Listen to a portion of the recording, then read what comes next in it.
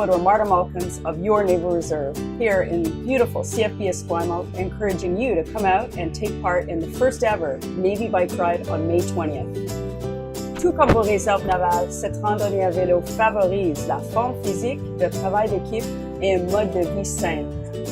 This event is going to be a great way to get outside and have some fun with your shipmates, friends and family while supporting two worthy causes, the Royal Canadian Navy Benevolent Fund and support our troops. Alors, inscrivez-vous aujourd'hui, attachez votre casque et équipez-vous pour vous divertir. Au plaisir de vous y voir. We'll see you there.